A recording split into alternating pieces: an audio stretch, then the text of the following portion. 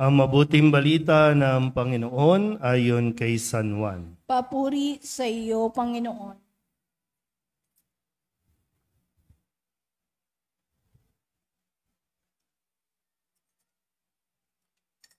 Noong panahong iyon, sinabi ni Jesus sa mga tao, "Ako ang pagkaing nagbibigay buhay na bumaba mula sa langit. Mabubuhay magpakailanman ang sinumang kumain nito, at ang pagkaing ibibigay ko sa ikabubuhay ng sanlibutan ay ang aking laman." Dahil dito'y nagtalo-talo ang mga Hudyo. Paanong maibibigay sa atin ng taong ito ang kanyang laman upang kanin natin? Tanong nila. Kaya't sinabi ni Jesus, "Tandaan ninyo, malibang kanin ninyo ang laman ng anak ng tao at inumin ang kanyang dugo, hindi kayo magkakaroon ng buhay. Ang kumakain ng aking laman at umiinom ng aking dugo ay may buhay na walang hanggan, at muli ko siyang bubuhayin sa huling araw. Sapagkat ang aking laman ay tunay na pagkain at ang aking dugo tunay na inumin. Ang kumakain ng aking laman at umiinom ng aking dugo ay nananahan sa akin at ako sa kanya. Buhay ang amang nagsugo sa akin at ako'y nabubuhay dahil sa kanya. Gayun din naman, ang sinumang kumain sa akin ay mabubuhay dahil sa akin. Ito ang pagkaing bumaba mula sa langit. Ang kumakain nito'y mabubuhay magpakailanman. Hindi ito katulad ng kinain ng inyong mga magulang sa ilang. Namatay sila, bagamat kumain niyon." Ang mabuting balita ng Panginoon. Pinupuri ka namin, Panginoong Jesucristo. Isang magandang gabi po sa inyong lahat. Tayo po ay nasa ika-20 linggo sa karaniwang panahon. At kung mapapansin ninyo, nawa mapansin ninyo, 4 na linggo nating naririnig magkakasunod na ipinapaunawa sa atin ang kahalagahan ng pagtanggap sa katawan at dugo ni Kristo. Nagsimula tayo sa ating pagninilay nung tayo po ay makarinig ng kwento tungkol sa pagpapakain ng tinapay at isda sa higit 5,000 katao. At pagkatapos noon, nung sumunod na linggo, ay sinundan siya ng maraming tao. At tinanong sila ni Jesus kung bakit niya o bakit nila hinahanap siya. At yung tanong na, bakit niyo ba ako hinahanap? Dahil ba nakakain kayo ng tinapay? O dahil nakita ninyo ang palatandaan? Kasi yung abundance, di ba? No? Yung pagpapakain na sumusobra pa, yung ibinigay mula doon sa ilang pirasong tinapay, sumobra pa at puno pa ng 12 bakol. Iyon ay isa sa mga palatandaan na kung sino si Jesus at kung ano ang kanyang nais na ibigay sa mga taong kikilala sa kanya. At sumunod ay kanya nang ipinaliwanag na siya ang tinapay ng buhay. Siya ang tinapay na bumaba mula sa langit. Naguguluhan pa yung mga nakaninig nito kasi bago ito sa pandinig nila. Kahit yung mga Hudyo, mga matatalino, nahihirapang unawain yung ibig sabihin ni Jesus. Kasi sinabi niya, hanggat di nyo kinakain ang aking laman at dugo. So ano ba sila? Magiging cannibalism ba sila? Literal ba? Nakakainin na yung katawan ni Kristo talagang kukunin yung laman? Ay hindi naunawaan pa ito. Kaya ngayon, inuulit ni Jesus, sabi niya, malibang kanin ninyo ang laman ng anak ng tao at inumin ng kanyang dugo, hindi kayo magkakaroon ng buhay. Ang kumakain ng aking laman, umiinom ng aking dugo, ay may buhay na walang hanggan. Sabihin nyo nga po, buhay. Ulit, buhay. Ano ba? Tingnan nyo ang mga katabi ninyo. May buhay ba o ano? Pagod na ba? Pagod sa buong linggo? Lunes hanggang Sabado, nagtatrabaho?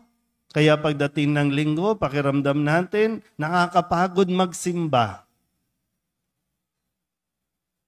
Kung maunawaan lang natin talaga, kung ano ang naidudulot ng pagsisimba sa isang tao.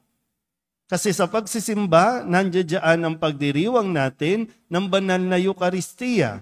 Ang banal na Eucharistia, ang pagkaing ibinibigay ni Jesus para sa atin. Lalong-lalo na para sa mga pinanghihinaan ng loob, lalong-lalo na para sa mga taong walang buhay.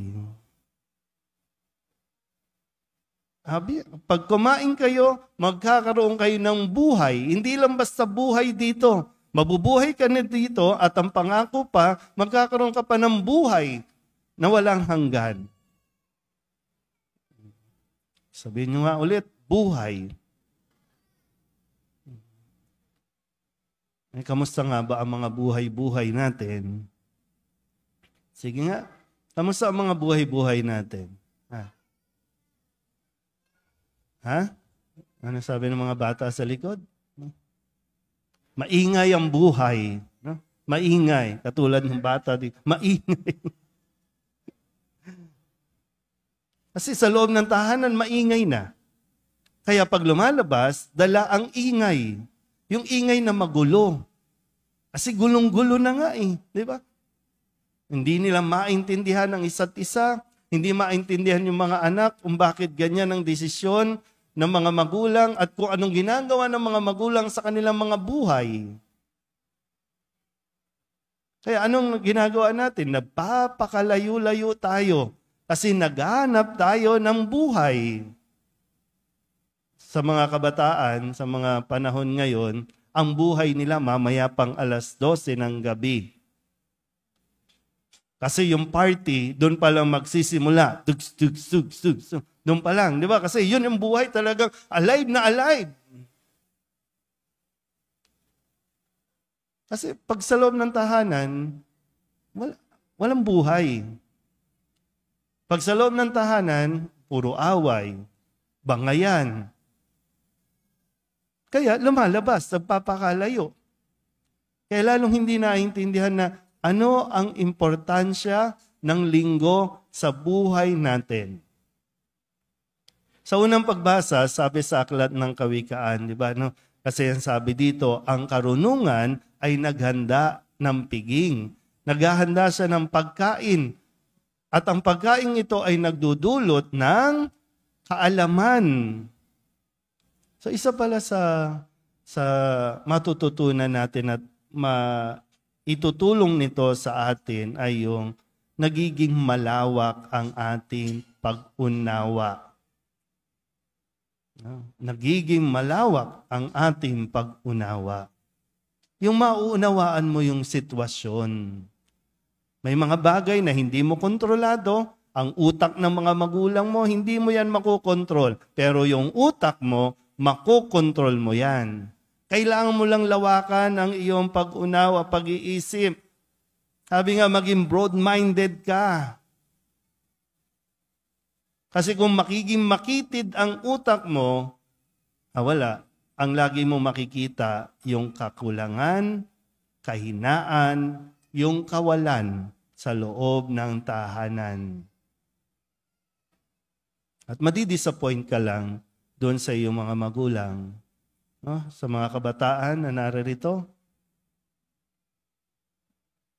Kailangan mo din lawakan na buhay nila yon, bagamat responsibilidad nila. No? Malaki ang responsibilidad nila. Pero tandaan mo, nagsisimula ka ring lumikha ng para sa sarili mo. At hindi mo pwedeng isisi yan kung ano kayong wala kang nararating ngayon, eto ka lang. Hindi mo isisisi sa kanila yan dapat. kasi meron ka rin sariling buhay. Kung nakikita mo na yung sitwasyon nila, okay ka na ba dyan? Yan na ba talaga ang gusto ng Diyos para sa iyo? Kung lalayo ka at pati yung pagsisimba, hindi mo gagawin, hindi ka pupunta dito, hindi ka lalapit kay Jesus, hindi ka kakain, wala. Kahit mag-party ka, dugs, magdamag, pagkatapos ng patay ng ilaw ng tugtugan, uuwi ka ulit, wala kang buhay. Kasi sandali lang yan eh.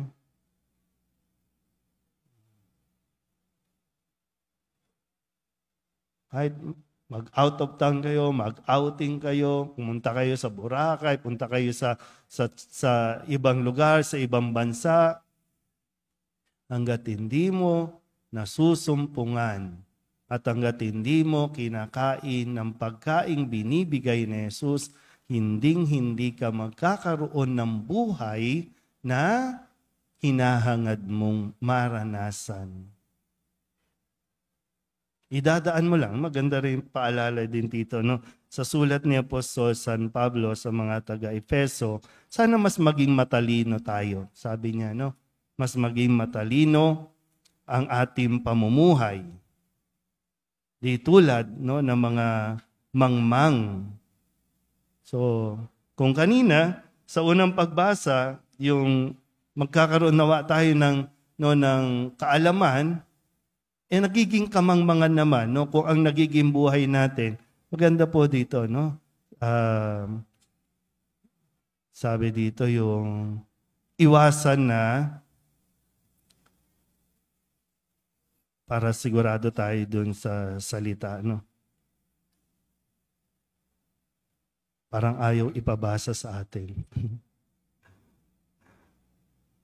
Sabi, sapagkat masama ang takbo ng daigdig, samantalahin ninyo ang bawat pagkakataon na kayo'y makagawa ng mabuti. Huwag kayong mga hangal. Huwag kayong maglalasing, sapagkat nakasisira iyan ng maayos na pamumuhay. Marami yung akala natin, matatakasan mo sa paglalasing. Kaya lang naman, di ba, naglalasing ang isang tao kasi disappointed. Kasi hindi siya masaya sa buhay na mayroon siya. Hindi po masama yung uminom. Ang sinasabi dito, yung pag-iinom na nauuwi sa paglalasing, na nagiging bisyo na. Yung mga marami sa mga tatay, idinadaan sa paglalasing kasi disappointed talaga sa kung anong buhay ang naibibigay niya sa kanyang pamilya. Kasi hindi yan talaga yung pangarap niya. Dahil nung binata pa rin yan, ang buhay na gusto niya ay talagang malayo din sa buhay na kinagisnan niya. Nakasanayan na lang. Nadaan sa lasing, ay alam mo naman, pag lasing, hindi nakakapag-isip ng matino. Kaya imbis na nasa simbahan, nagsisimba, ayun, lasing. May mga nasa paligid natin, no? Talagang mayroon tayong trompa para marinig nila ito. Patapos na ang araw, lumubog na ang araw, nasaan? Ngayon, nakaupo pa rin, nakikipagtagayan pa rin. Yun, yung iba nandun sa lamay, nakikipag-inuman na. Di ba? So kung gusto natin magkaroon ng buhay, ito lang. Kung tutusin, napakasimple lang, pero hindi pa maabot ng ating isip. Kasi nga, punong-puno, clouded masyado yung utak natin. Kaya maganda hingin natin sa Diyos, no? Yung grasya na makita talaga natin yung buhay na idinudulot ng banal na Eucharistia sa buhay ng tao. Amen?